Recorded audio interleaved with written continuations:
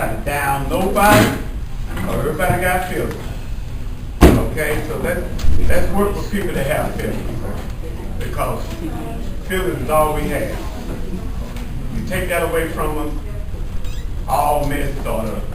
But we get ready to start on up right now. I'm going to go ahead and let this dang king come on to the, excuse me, go ahead. Not yet.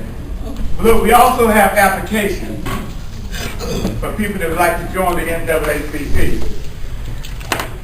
Okay, so we do have some of those. Appreciate the participation that y'all giving us tonight. All right, Ms. Dana King. I'm going to let, Jessica, you're going to introduce her. You, don't get all of it. It's not my call, that's a board call. I mean, I don't have any woes or whatever my board tells me to do is what I do. What committee decides on the redistricting line? Who make up that committee? I override everything they're Okay, so if a church says every election. Since I'm asking you, since you're the... Be up to our board to vote on what they have certain days open, what times they're open, how many Saturdays, how many Sundays, whatever. That would be our board to write that plan.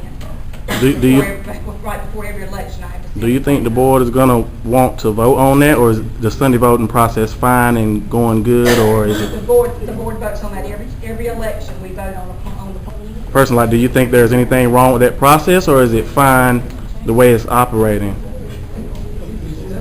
That's not my call. That's a board call. I mean, I don't have any woes or whatever my board tells me to do is what I do.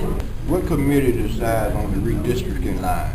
Who make up that committee? I understand you to say that you know of no voter fraud in this county.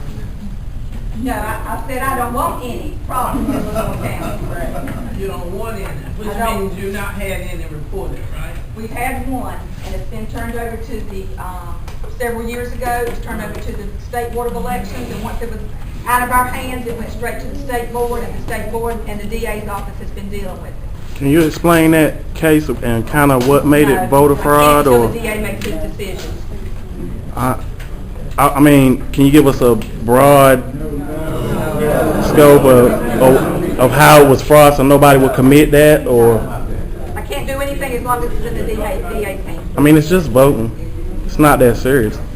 Well, it is serious. It's very serious, because if you vote when you're not supposed to, or you vote illegally in any way, that is a Class 1 felon, and you will never vote again if you're charged with a Class 1 felon. And once we have reported that to the State Board, it's out of our hands locally. And This voter ID, is it going to be supplied by the state pro bono free of charge, or is it going to be a fee? I don't know that yet either. They'll write that all in the law and tell us exactly what. The only conversation I've heard about it is they're planning to pay for the first one in some way. If you do not have a voter ID card with a picture on it of some sort, they are hoping to be able to provide the first one.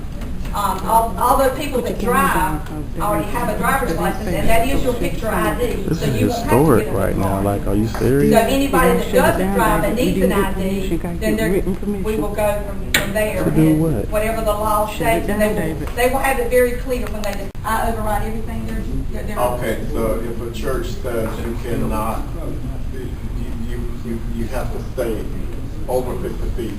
That does not hold your office without them. The only thing that a church can do is, because they have a board of directors there, they can ask me not to pass out literature on their campus, because they don't want littering stuff left there, and a lot of people do that. I hate it, but they do. They just drop it wherever they're at. So that all they can ask me to do is not to allow getting out of the street. Okay. On the property or within 50 feet? They can't ask me to get off of their property, because I can move it out of the street to 25, but they would stand right there on the sidewalk or whatever close. Spillman Baptist Church is a good example. They will not let 25 feet is in the middle, 50 feet is in the middle of the road there. What committee decides on the redistricting line? Who make up that committee?